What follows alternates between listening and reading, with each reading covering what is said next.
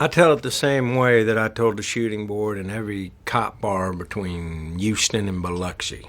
And you know why the story's always the same, 17 years gone? Because it only went down the one way. Episode 5, The Secret Fate of All Life. We learn one of the things that the series has been hinting at throughout, which is that what you're saying happened and what happened is not the same thing. We had the opportunity for the unreliable narrator, where Hart and Cole's version of the story, both in 2012 and to the shooting board, was grossly different from what actually happened. There's chaos. When Hart walks up and opens that door, I just wanted to put them in silhouette.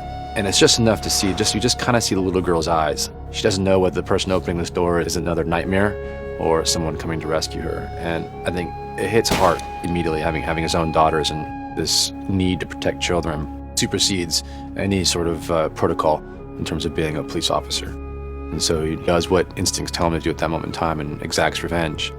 I think Cole, for his part, it's just as profound, but maybe not as emotionally resonant on the surface. I don't even view Cole and Hart as anti-heroes. I don't think there's any anti about them. I think they're both heroes. I believe I speak for the board when I commend you on the heroism displayed by you and Detective Hart. We were doing our job, sir. There's definitely that moment, whatever conflict they've had, when Hart looks up at Cole, that decision, that bond, that partnership is solidified in that instant. Cole's willing to support him, all the way to make sure he doesn't get in trouble for it. Bullshit. You tell me right now why you're all over Cole, or I'll walk. Marty is well aware at this point they're trying to stick this new thing on Cole. The evidence is compelling to the degree that we have to admit sometimes that, somebody may not be who we think they are.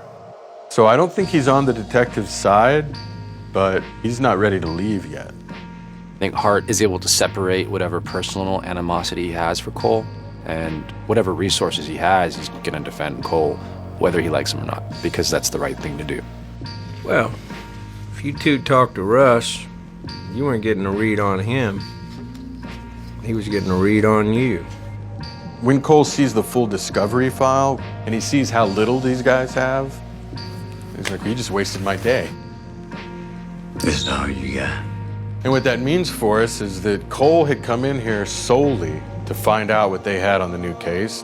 And if we reach back from episode 1, that's been there the whole time.